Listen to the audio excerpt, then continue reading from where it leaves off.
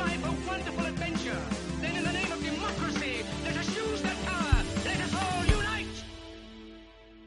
Welcome, everybody, to Let's Take 5, the wrap-up episode of Charlie Chaplin. This is the podcast where we look at one of the greats of cinema and discuss their excellence and range. My name is Eric Martindale. I'm Austin Luker. And this is the wrap-up for the Charlie Chaplin 5, the films that we covered on the Charlie Chaplin 5.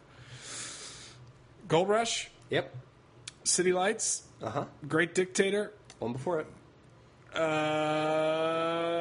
Modern Times. You bet. And Monsieur Verdoux. Yep. I have trouble remembering the 5 when I don't have them written in front of me. That was what that joke is. So if you're tuning in the first time, we break down 5 films. We will not be breaking down any of those films at this time. We talk about those films at large, as this is the Charlie Chaplin wrap-up episode. Austin? Yeah. Charlie Chaplin is a hack. He is not very good, and he should never have been famous. And quite frankly, I never need to see any of his films ever again. The medium is worse because of him. Yes, exactly. He did nothing to improve the medium, and we should just scrap this entire podcast. It is weird that, first off, we both believe this, and we both have waited so long to reveal this. We did 5 weeks, half-hour piece of praising. Just to end appease the other one. It's that third act drama there. No, but really, I've mentioned this before. You mentioned it on the Facebook post that you made for this, sort of plugging the Chaplin 5. But this guy's one of the irreplaceables. I mean, he's one of those people that I said would be on the Mount Rushmore of film greats. I don't know what that whole list would include. I know I mentioned Walt Disney at one point, too, being on there.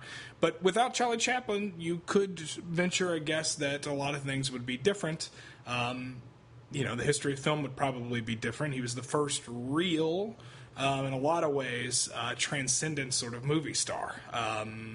There were movie stars before, movie stars after that also existed in the same age, but no one with the appeal that Charlie Chaplin had. He made some really good movies. What's so interesting about his films, and I even include Verdoux in this one, which isn't nowhere near as good as the other 4. Yeah, I agree. But what's so interesting about him as a filmmaker is that he was just such a good filmmaker. Like, when you watch some great Hollywood films in the 40s, and you show them someone and go, the acting's a little stiff, but it's the time. Mm-hmm. Yeah, this one's a little bit slow, it's a little bit cheesy, this is a little bit, camera's not moving as much, it's just the time. That's not him. Yeah, you don't have to make those excuses here. This is the 30s, and he's doing the pacing, the perfect framing for everything. I mean, he just captured the medium in a way of perfection that... Yeah, you allow Verdoux to go because he was experimenting in a different way. And did it work as well? No, not at all.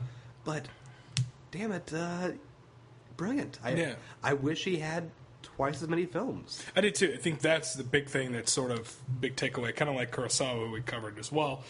You just wish they kind of had more films, particularly in the back half of their career. With Kurosawa, there's a blackout in his films because he couldn't get his film financed. But he still has like 50 or 60. He has 50 or 60, but over a span...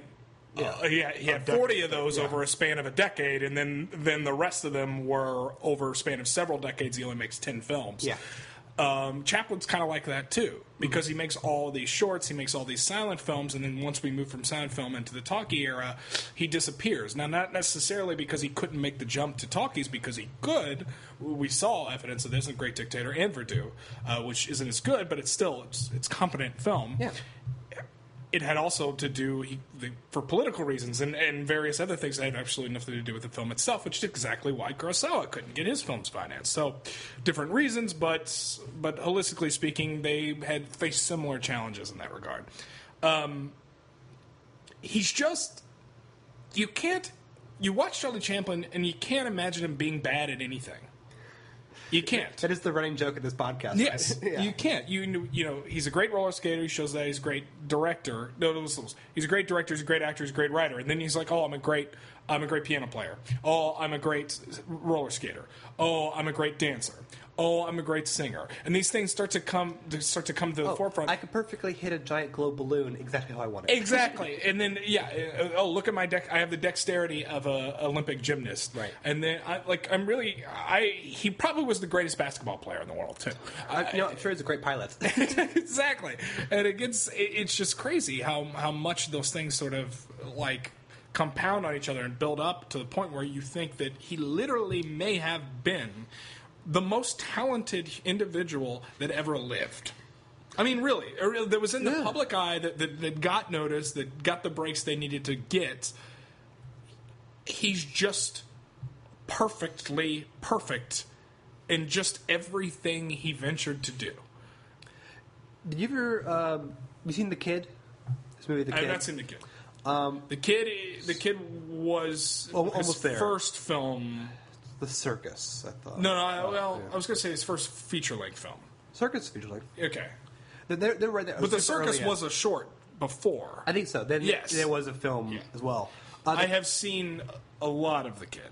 The Kid is... The Kid. I think one of the ones I laugh at the most is not as ambitious as a lot of the other ones we covered, which is why we covered them. But, man...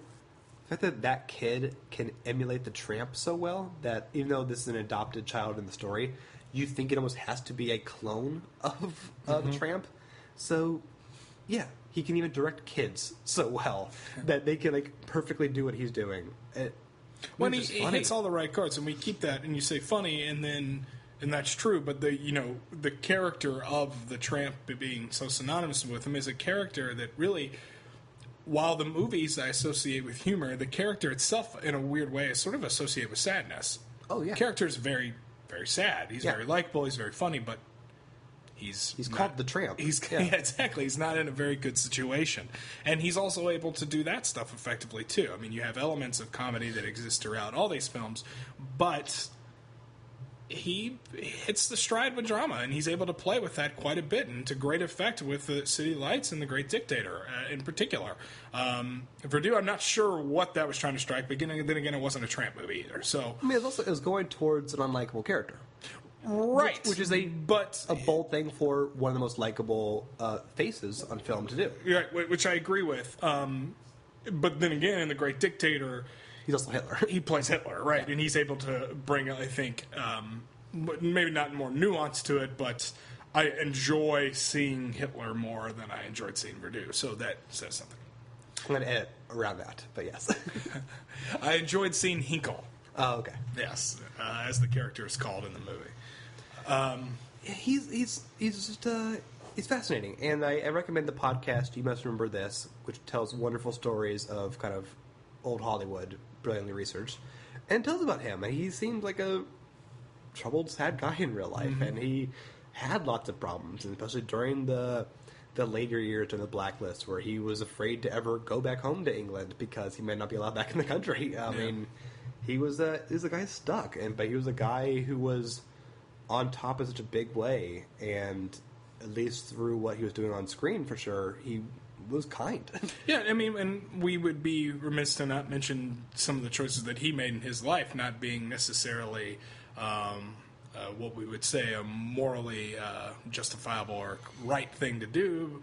Then again, that doesn't account for how brilliant of a filmmaker he was, too. I mean, of course, we could say the same stuff about other people we've covered on this podcast, some people that we've talked at great length about, like Klaus Kinski and people like that. And not necessarily as troubled as that, but certainly... which is why we're here to announce the Woody Allen 5 we're doing next. Exactly. The Woody... Certainly complicated, I think, would be the way to go about it, about saying it. More complicated unless, he married Eugene O'Neill's daughter, who was 40 years younger than he was. 35, 40 years, I don't remember. She was 18, he was 54. Do the math. I'm not sure what Eric Math would say. What references do you make to someone you're dating that's 40 years younger? You can't connect to that. It's interesting. You grew up with different toys. What are you talking about? Yes, but I mean, think about that family tree, though. I think we mentioned it too with Una Chaplin, who was in Game of Thrones, but she's in Black Mirror. She's got the blood of Eugene O'Neill and Charlie Chaplin on her mother's side, being Eugene O'Neill, the famous playwright, one of the most famous playwrights ever, and Charlie Chaplin, one of the most famous actors, writers, directors ever. And that's why it's just so qualified to deal with all that blood in the red wedding. Just interesting. No, it's brilliant, and I mean it's something where I think I really, really love the silent era because it just was this time in a medium that will never be repeated again. Of when people make 2 silent films in a decade, they go, "Is this a new trend?" No, there's 2 in a weekend. We had one win Best Picture not too long ago. For sure. So and it's just such a curious way to tell a story that's so unnatural. But it would be a gimmick nowadays. Oh, it is gimmick, yeah. And the artist was really talking about that time. But the movie is just Singing in the Rain and Meet the Star is Born. It's looking at old Hollywood, using the tools of old Hollywood. They were using the tools that they had at the time to make all stories. And from that, you get some really incredible things, and you get some of the best pieces of comedy. And it's not just the cartoonish, I dropped an anvil on your foot, haha.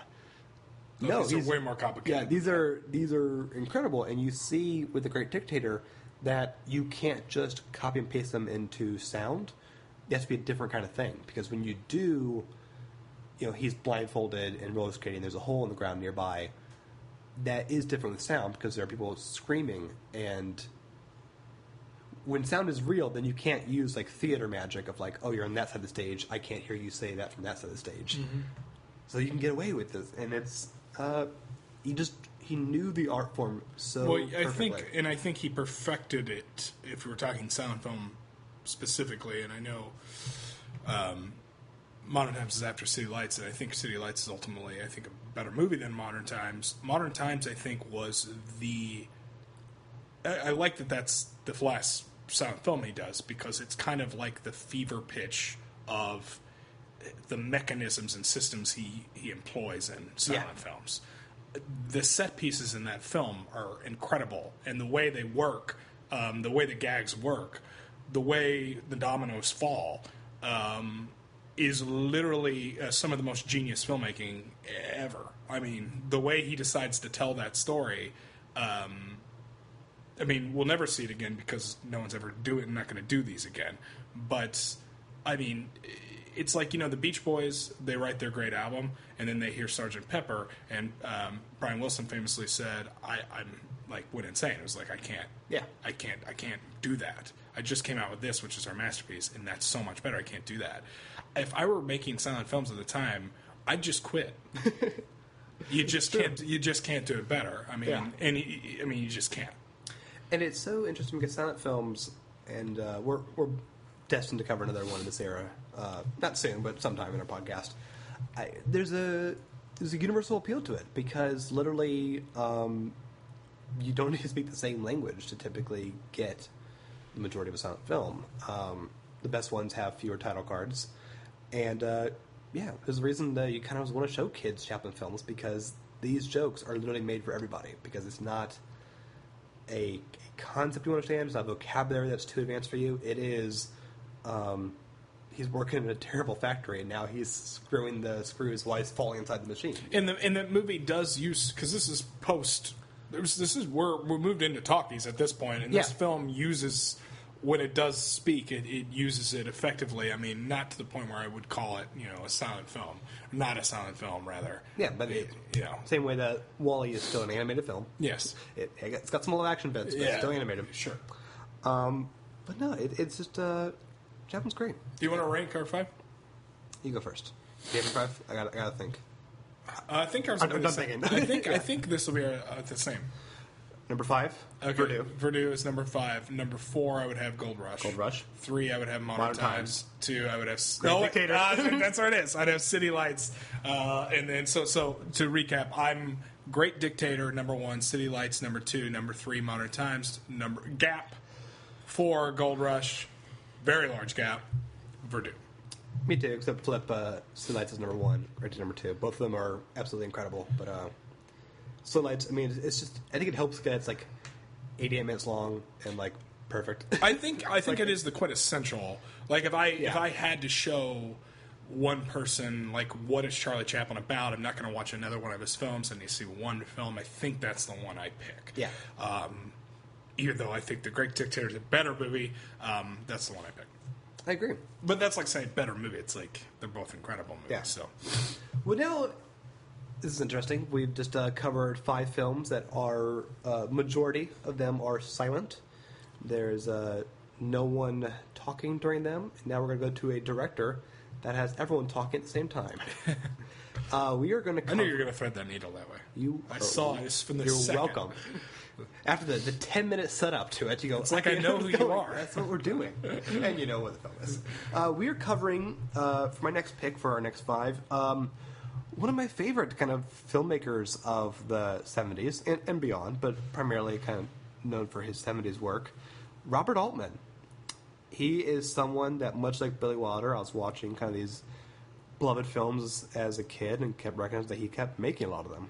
And as someone who really likes dialogue-based films, his are extremely unique because people talk like they actually do. Sometimes it's exaggerated even further, but really people are talking in a scene, and everyone's talking in the scene, and yet things are heard. So we're going to be covering the following films: MASH, McCabe and Mrs. Miller, Nashville, Shortcuts, and A Prairie Home Companion, his swan song. So, And subsequently, Lindsay Lohan's swan song as well. no, she's some more stuff, right? What? She's in some more stuff. I know, but it was before she went insane, right? Yeah, it was. Picking on Lindsay Lohan is so like 5 years ago. I gotta let that go. We should edit that out. We should edit it out. You want to edit it? Exactly. You know what? Okay, so this is going to be fun because, I've seen MASH many times. Mrs. Miller we covered on the Immortals sometime in the past year. But I'm really looking forward to rewatching Nashville for my second time. Shortcuts for my second time as well. Actually, Prairie Home Companion for my second time as well. Prairie Home Companion, I saw it in theaters because I'm like, yes, I'm like 16, I can drive now. I'm going to go to the Landmark and see like a Robert Altman film in theaters. What a world I live in now where I can go see the cinema greats and he's going to live forever. Oh, wait. Watch film. This seems like it's about someone dying. Oh, this is definitely his last film. Yeah, no, it's good. I've seen that. I've yet to see. So, podcast is timey-wimey. I may have seen MASH already, but I haven't seen it. We'll just say I haven't seen it by the time this aired. And then I love Nashville, and I think McCabe and Mrs. Miller is one of the better movies ever made, and I think that it's maybe one of the best Western movies ever made. But I always feel weird saying that because it's literally an anti-genre film. Like it refuses to be a Western. So also, we're talking more in a week and a half, but that's a movie that blew your mind like in the past year, right? Yes, yeah. I saw that movie the first time. I'd say a year and a half ago, 2 years ago, maybe. At this point, I remember. I borrowed it from you. Yeah, so good. Yeah. What were you doing? It was a bunch of us over at your place. Oh yeah, that was the third time I watched it. I think. And we were like all drinking and such. And typically, what you have to do is like put something we've all seen, like from a Batman movie or whatever. You said, "Everyone, we're gonna watch McCabe Mrs. Miller." And most people stuck it out. I think one of our friends, Alex from he was on our X-Men. He fell asleep in like the last 10 minutes. I'm like, dude, you're so close. Also, how could you fall asleep during this part? Yeah. But anyway. But yeah, everyone got really hooked on that, and I'm looking forward to talking about that with you and the other ones we come up on Robert Altman's 5. All right. So until then, leave a comment on the website about Charlie Chaplin at theaftermore.com. Tomorrow's Immortals episode, we're going to be covering A Streetcar Named Desire, where I borrowed Eric's DVD of it to watch. And to give further timey-wimey, haven't watched it yet. But that's a tomorrow thing. Also covering The Jeffersons, a show that, as of picking it, I had never seen that show before. And it's good stuff. Timey-wimey, man. Timey-wimey. Ad Absurdum is probably out this week.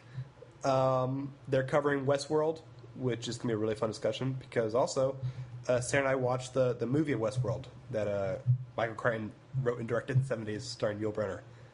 Not very good. But cute idea. And I don't know, other stuff. I'm on YouTube. You can check me out on there. Constant Diversion. Just there. And if you need even more reasons to get excited for Friday's episode of MASH, we have a guest on, which will be a lot of fun, but also Adam Lord, one of the Immortals, has done such a great job with this new Chaplin theme song. This is, it's retired now. Say it's the last one that's going to happen, and Friday will be the Robert Altman theme song for the next 5 weeks. So get excited for that one. Thanks, Adam. He doesn't listen to us. No. But you can find him at songsbyalord.com, and he can make you an awesome theme song for money. And, you know, capitalism. That's it. I'm Austin. I'm Eric. Catch you all in 2 days. Bye, everyone. Bye. Baby. Humor heightens our sense of survival and preserves our sanity. These are the words of Charlie Chaplin. So are these, written over 30 years ago. We think too much and feel too little. More than machinery, we need humanity. More than cleverness, we need kindness and gentleness. Without those qualities, life will be violent and all will be lost. Humor and humanity, the abiding elements of Chaplin's artistic conscience and his unparalleled talent as actor, writer, director, producer, composer, and to quote W.C. Fields, the greatest ballet dancer that ever lived. Chaplin made more people laugh than anyone in history, yet always, just beneath the hilarity, were the fears and sorrows of every man. So that one book about him is aptly titled Charlie Chaplin, King of Tragedy. He created an immortal character, the little tramp. 1,000 writers have woven allegories around him. Here's how Chaplin described him. A tramp, a gentleman, a poet, a dreamer, a lonely fellow, always hopeful of romance and adventure. He would have you believe he is a scientist, a musician, a duke, a polo player. However, he's not above robbing a baby of its candy. And of course, if the occasion warrants it, he will kick a lady in the rear, but only in extreme anger. The world responded not only to the wondrous humor of the little tramp, but also to the love and indomitability he represents, to Chaplin's soaring theme that man's humanity to man is greater than his inhumanity. The inscription reads, to Charles Chaplin, for the incalculable effect he has had in making motion pictures the art form of this century. Chaplin has become more than a name. It is a word in the vocabulary of films, and anyone who has ever seen a movie is in his debt. A few years ago, Mr. Chaplin said, "My only enemy is time." We respectfully disagree. For wherever and whenever there is communication, a screen and an audience, whether here on earth and now, or in some unfathomable future on some faraway star, time is Charlie Chaplin's dearest and eternal friend.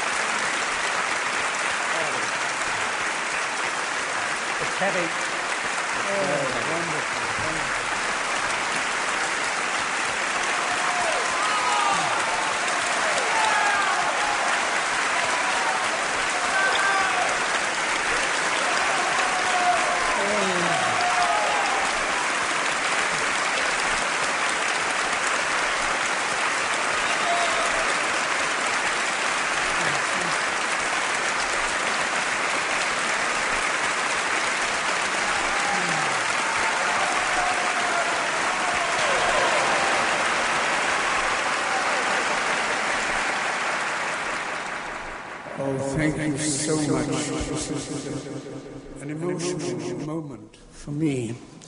And words seem so futile, so feeble. I can only say that thank you for the honor of inviting me here. And, oh, you're wonderful, sweet people. Thank you.